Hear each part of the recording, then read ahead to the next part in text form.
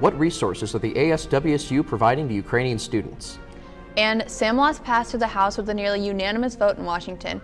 How it plans to continue, coming up on Murrow News 8. From the Northwest Public Broadcasting Studios on the campus of Washington State University, this is Murrow News 8. Good evening, I'm Connor McAvoy. And I'm Jackie Smith. Welcome to Murrow News 8. In an Instagram post from the ASWSU, they remind students of resources available for those in need of support and are working to support Ukrainian students. The release says the Student Government Council of Washington State University unequivocally stands with our students affected by the crisis in Ukraine. It is signed by every student body president across all WSU campuses. Boeing has suspended their Moscow Engineering Center. According to the spokesman review, Boeing issued a brief statement last Tuesday announcing that the company has temporarily suspended major operations in Russia, where it employs more than 1,000 engineers. Boeing's leadership has not made any similar public statements during this time. More into local coverage on the issue as Idaho lawmakers voted on Wednesday to introduce legislation seeking to end investments in Russia following the invasion of Ukraine. The House State Affairs Committee voted to introduce a resolution affecting the $3.2 billion endowment fund. The Idaho House of Representatives also unanimously passed a resolution condemning Russia, and state-operated liquor stores have stopped selling Russian-made vodka. According to Pullman Radio News, Whitman County District Judge John Hart recently announced the establishment of the Whitman County Community Court. According to the article, the court will be funded with a $182,000 grant from Washington State. The program will serve low-level nonviolent offenders with substance abuse disorder or mental health issues. The program will last from 12 to 24 months.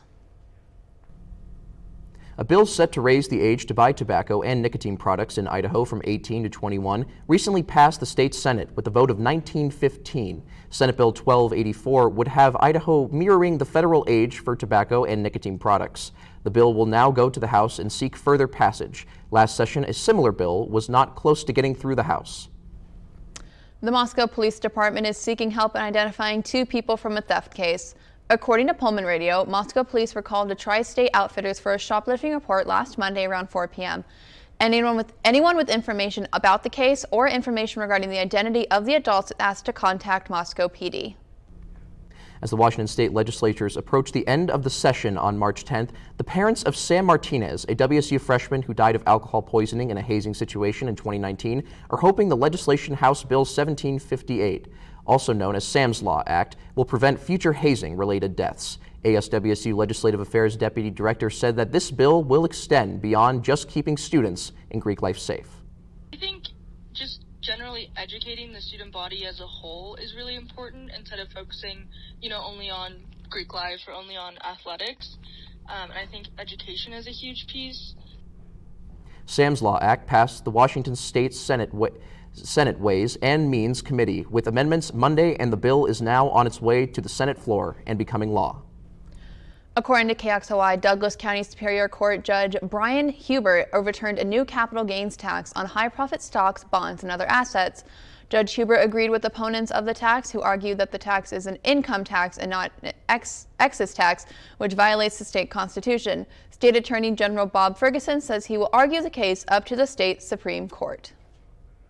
We have a special award ceremony coming up next month. Murrow News 8 reporter Alex McCollum is live on Glen Terrell to tell us more about it. Alex? Thanks, Connor. Nominations for the President's Award for Leadership are open today and tomorrow. According to the Student Engagement Services website, the award was established in 1996 as a way to honor student leaders at WSU. Award recipients have demonstrated exceptional leadership at the school as well as in the community as a whole. Students nominated will be notified, asked to fill out an application, as well as 2 letters of recommendation, and answer several essay questions related to their experience as a leader. Those interested in submitting a nomination can do so on the Student Engagement Services website under the Leadership Programs page, and the award ceremony will take place on April 19th. That's all I have. Back to you guys at the desk. Thanks, Alex. Washington State is providing more free COVID tests. Find out how to get them next. And it has been pouring outside all day. We'll find out when we're going to see Cool. Awesome. Next on Murrow News 8. Yep. Bye. Was that word excess? This is the story of a boy who didn't talk for a long time. The boy liked things to always be the same. Any changes would scare and upset him. The unknown was an unfriendly place. The boy was very sensitive to lights and sounds. So he built secret hiding places where they couldn't get in. The boy didn't like looking people in the eye. He wasn't trying to be mean, it just made him feel uncomfortable. Sometimes he would flap his arms again and again. One day I found out I have something called autism. My family got me help. Slowly, I found my voice and learned all the ways I could live with it better. Early intervention can make a lifetime of difference. Learn the signs at autismspeaks.org. Washington's plan for distributing more free COVID-19 tests was upgraded Wednesday. SayYesCOVIDHomeTest.org, the website launched in January that allows Washingtonians to order COVID-19 test kits to their door, has been updated. The website now allows for households to make 2 orders per month, while supplies last, instead of the one that it has been previously set to. WSU President Kirk Schulz will host this year's State of the University address virtually from the WSU Tri-Cities campus on March 22nd. The State of the University will include keynote remarks from Schulz highlighting the university's accomplishments from the past year and addressing questions from the WSU community. The event will stream live on YouTube. And well, Catherine, I am starting to get really tired of this rain and being wet every time I go outside. Can we expect any sun this weekend, or at least to dry up a little bit?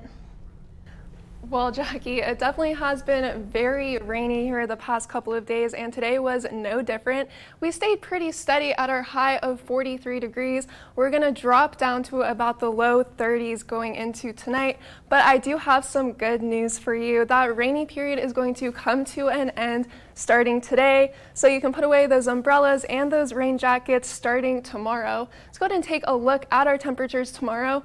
We're going to stay pretty much similar to today, just without all of that precipitation. And actually, with today's accumulated rain, we're tracking pretty close to what our average year-to-date totals are, which is about 3.1.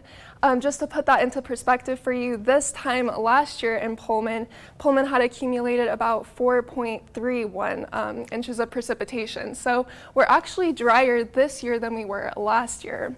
So even though I haven't enjoyed walking to class in the rain, the inland Northwest has really needed the moisture. It's been really, really dry here since last spring. Let's go ahead and take a look at our state map today. Over on the west side, pretty much the same story. Clouds, lots of rain. We've got highs in the mid to upper 40s over there.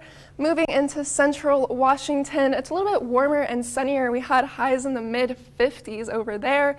And then over here, of course, on the east side, we had highs in the mid to upper 40s, but expect that rain to start to wrap up. We're going to see sunnier weather and also drier weather. Let's go ahead and take a look at Pullman's extended forecast. Starting tomorrow, it's going to be cloudy, but you can expect that sun to start to come out through the weekend and into the early next week. We're even going to have a high temperature in the upper 40s to start our week on Monday and Tuesday. So it'll be a great weekend to get out there and enjoy the sunshine, but we will have a chance for more rain and snow on Tuesday night. That's all I've got for weather. Back to you at the desk. Thanks, Catherine. Women's basketball is in Las Vegas right now. They're looking to get to that next bracket in the Pac-12. Who they're playing up against? Next.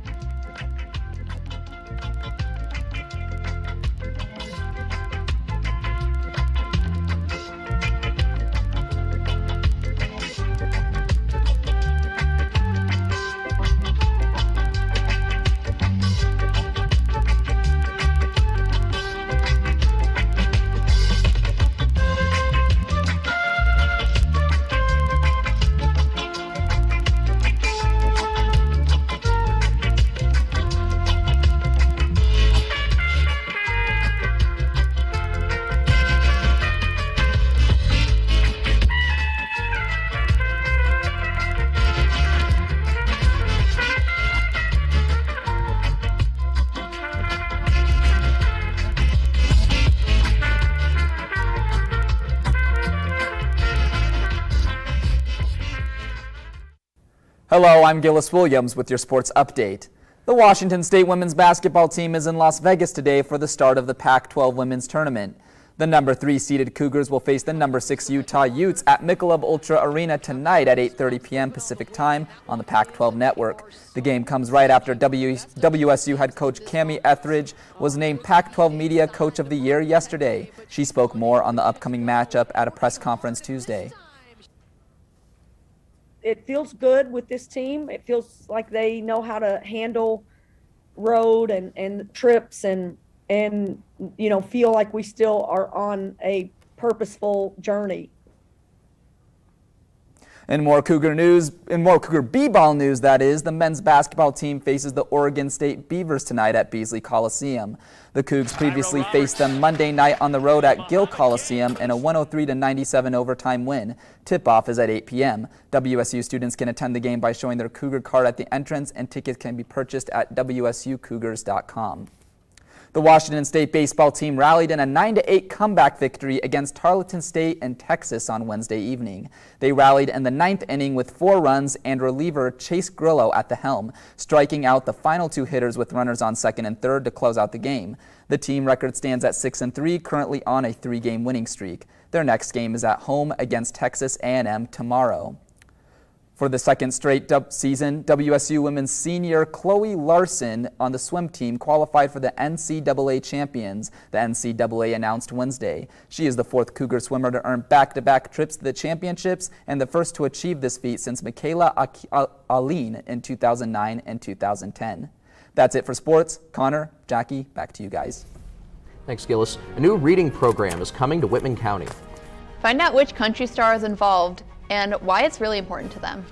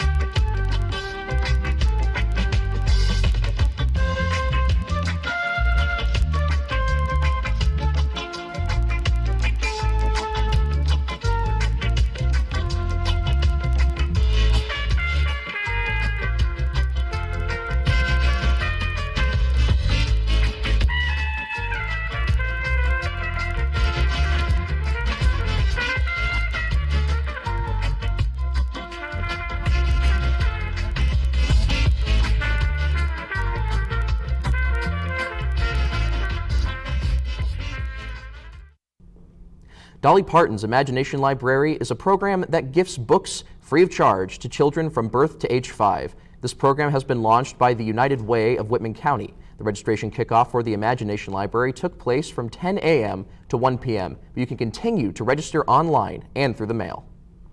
All 14 of our branches are going to have paper registration forms as well. All 14 of our library branches, but they just got put in the mail today, so they probably wouldn't be available until next week. You know, Jackie, I'm really a huge Dolly Parton fan, so I'm really excited about this. I'm a huge Dolly Parton fan. I'm so into reading, and coming from like a low-income family, like programs like this were like my saving grace growing up. So huge shout out to Dolly Parton for being able to provide kids with books and reading. Yeah, she's the best. Thanks for watching. If you missed anything in this or any of our previous newscasts, you can always watch us on our YouTube channel. More news can be found at nwpb.org/MN8, and you can follow us on Facebook, Twitter, Instagram, and TikTok. Have a good night.